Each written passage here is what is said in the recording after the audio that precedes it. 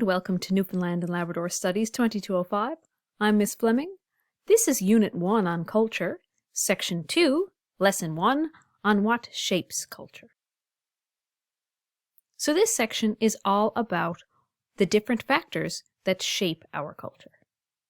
Culture, we already know, is the way of life of a group of people. It includes expressions of our heritage, and like I mentioned, in this section we will explore factors that shape our culture. These factors are economics, geography, history, politics, and traditions. So let's take a look at what the factors are before we go deeper. Now, I'm going to ask you now to pause and reflect. A reminder, of course, anything that I have highlighted in green means it's something I would like you to do. I'm going to ask you to please pause this video and open up the Doodle as you go activity in Brightspace. It's a bit further down in our activity section, and then you're going to come on back with that activity. As we discuss each of the different factors that shape culture, you will doodle whatever comes to your mind about that particular topic. If you're not familiar with what a doodle is, it's like a rough sketch or a drawing that is made kind of like absent-mindedly, so without really thinking, while you're thinking about a particular subject matter. So I'm going to ask you to doodle while we do each of these sections. And there's a little box, like you can see here, for each of the sections that we're going to talk about. Now, those doodles can be rough sketches, can be different words that come to mind, anything at all. You will need a pencil, and you will need some coloring pencils if you want to give it some color. So pause here now, go and get that activity, and come on back. Thank you for doing that. So let's take a look. First, we have economic factors. A large part of our culture is how we make a living. The jobs, occupations, and professions people have, the products produced, and the services provided all have an impact. Large economic events are usually highlighted by the media and can have an influence on how we decide to make a living or purchase patterns and even where we live. These topics also tend to affect people's lifestyle.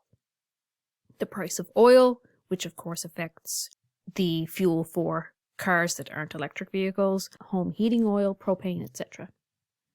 Interest rates, which can affect loans and mortgages, unemployment, exchange rate of the Canadian dollar, how much our dollar is worth in other countries, new businesses opening, or industries in decline. Next, we have geographical factors. Now, if you're not finished with your doodles for economic factors, you can pause and finish those up before we continue, or if you're ready, let's jump in. Geographical factors include the natural environment, where we live, and the resources we have accessible to us. These shape our culture as well, of course. These factors can influence things like sports and recreation, the food that we eat, and the clothing that we wear. This is a non-exhaustive list, of course. It affects a lot of other things as well. The following have contributed to culture traits and patterns in this province. Things like marine resources, the plants and animals that are in the water. Water resources, now that means just the water specifically. Oil, forests, minerals, and our soil. Our next factor is historical factors.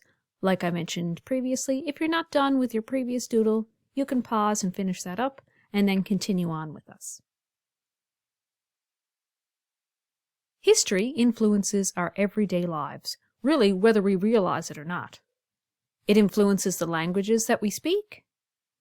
The life experiences of our ancestors also have a great impact on our culture. And there are various customs that are passed down from our ancestors through what we call our traditional culture. Some of these could be holiday observances, recreational activities, sports traditions. That's just to name a couple, of course, because it affects so much. I wanted to highlight this particular piece of artwork because it's absolutely beautiful. It's by an artist that I really respect and I enjoy his work.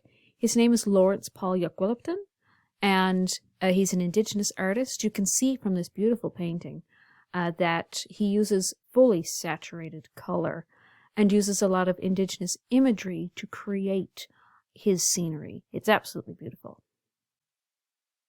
Next, we have political factors.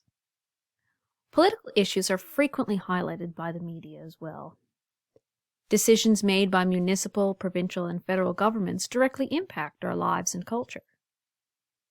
And the media has an influence on how we view these decisions. The following political decisions have an effect on our culture. Things like taxes being raised or lowered, a new law being passed, or the delivery of government services, when they change, how they change. For us in Newfoundland and Labrador, the delivery of government services has become something that really impacts our lives. The final thing that I wanted to highlight is traditions. Traditions and customs are passed down through families and communities. Traditions are often linked to values, holiday observances, religion, and other special events. There are a lot of differences between traditional culture and contemporary culture, but there may be more similarities than we realize. Traditions are always in flux, which means that they're always changing, and customs and values also change.